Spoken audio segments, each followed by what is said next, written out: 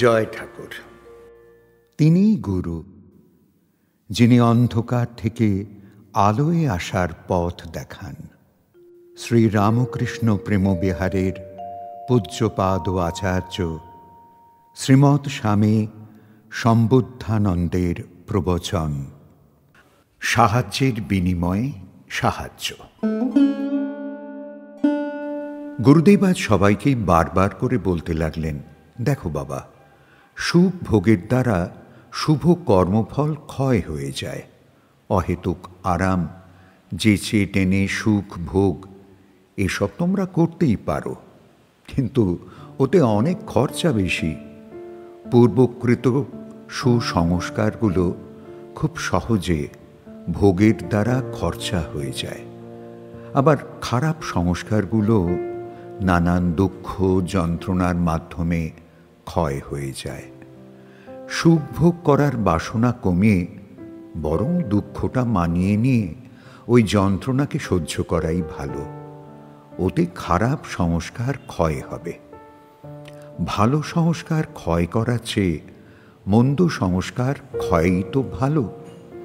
আমরা সবাই শুনছি। কেউ একজন প্রশ্ন করলেন, তাহলে মহারাজ আমরা কি সুখটা একেবারেই ভোগ করব না? মহারাজ বললেন, যত না পারা যায়, যা না নিলে নয়, যেটুকু না হলে নয়, ওইটুকুতেই সীমাবদ্ধ থাকা ভালো। কেন মিছে মিছে ক্ষয় করবে? প্রয়োজনের ব্যবহারে ক্ষয় নেই, অধিকে ক্ষয়। কত শত জন্মের নানান শুভ কর্ম বলে লোকে যথার্থ বিদ্যা, শিল্প ইত্যাদি অবস্থা প্রাপ্ত হয়। তারপর ওইগুলো খাটিয়েই কোনো এক জন্মে রোজগার, যশ, মান, রূপ প্রভৃতি প্রাপ্ত হয় এবং তা নিজে ভোগ করতে থাকে গতিবিধি না জেনে।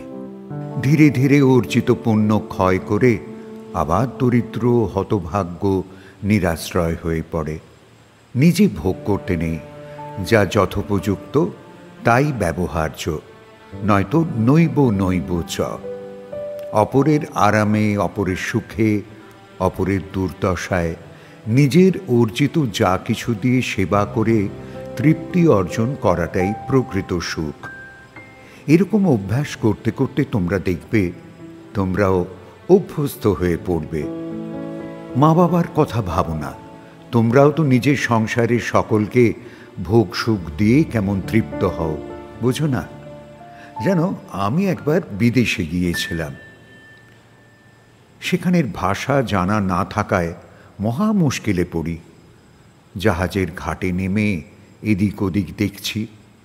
যিনি আমায় নিতে আসবেন কথা ছিল, তাকে মোটেও দেখতে পাচ্ছি না। ঘণ্টা দুয়েক দাঁড়িয়ে যেন হাঁপিয়ে উঠছি। জাহাজের সহযাত্রীরা মালপত্র নিয়ে এধার ওধার চলে গেলেন। আমি ধীরে ধীরে ঘাট থেকে বেরিয়ে এলাম।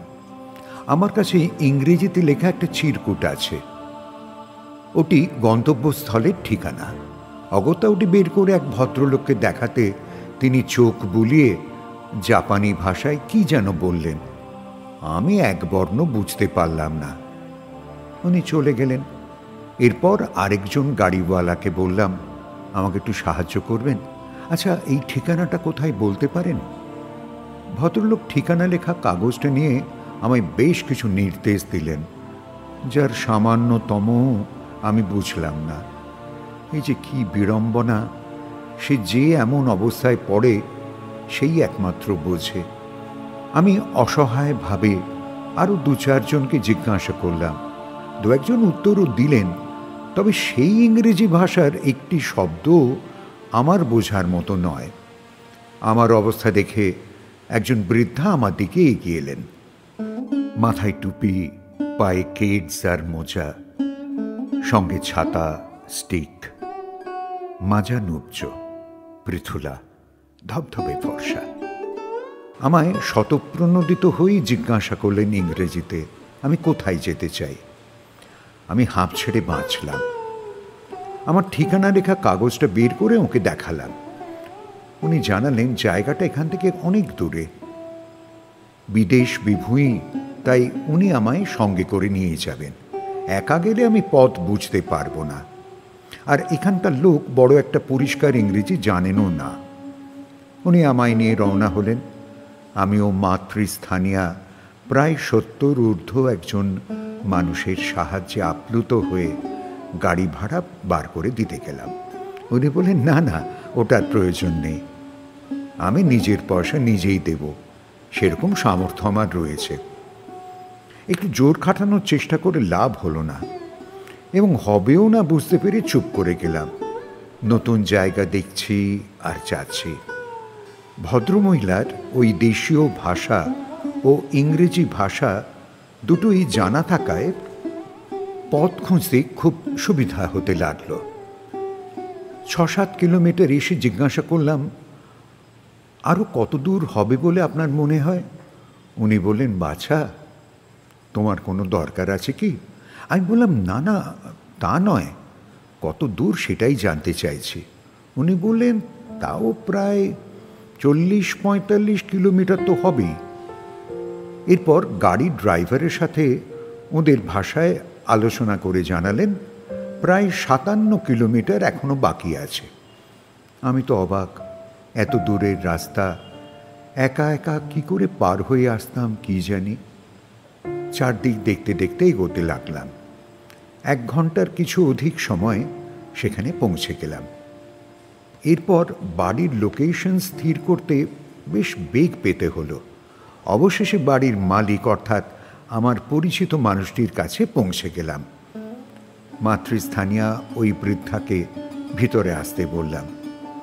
উনি সৌজন্য রক্ষা করে ভিতরে এসে আমাদের জানালেন ওর তাড়া আছে, কারণ ডেন্টিস্টের কাছে সময় নেওয়া হয়েছে। একটু জল আর ওখানকার মিষ্টি দেওয়া হলো। আমি এখান থেকে নিয়ে যাওয়া হাতে বানানো মিষ্টিও ওকে দিলাম। উনি খুব আনন্দ করে খেলেন আর মজা করে বললেন, যদি আমার দাঁত বন্ধুটি সায় দিত তাহলে আরো ভালো করে খেতাম। আমি হাসি তামাশার ফাঁকে জিজ্ঞাসা করলাম, আপনি আমার জন্য এতটা কষ্ট সহ্য করলেন? উনি বলেন, সে কি, আজ ভোর থেকে আমি 4টি জায়গায় বড্ড সুযোগ আর সাহায্য পেয়েছি।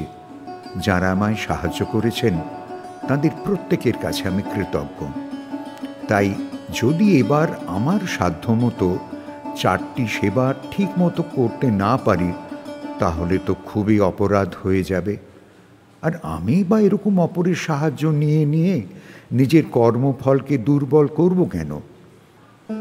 জানেন, তাই আমার মন বলল, যেটুকু সাহায্য পেয়েছি তার যতটা সম্ভব ফেরত দিয়ে নিজের দায়মুক্ত থাকাই ভালো।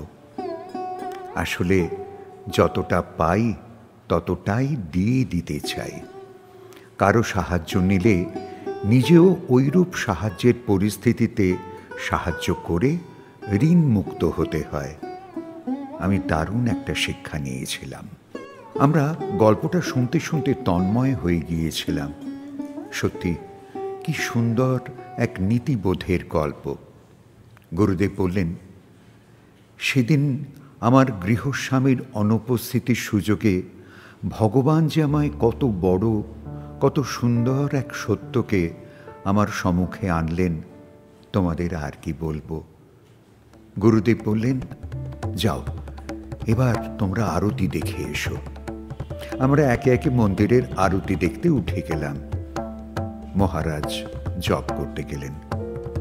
আমি সেদিন ভগবানের দিকে শুধু তাকিয়েই ছিলাম, কিন্তু চোখের সামনে পৃথুলা, স্কার্ট পরা, সাদা চুলের মাতৃসমা সেই নুব্জ বৃদ্ধাকেই দেখছিলাম যেন।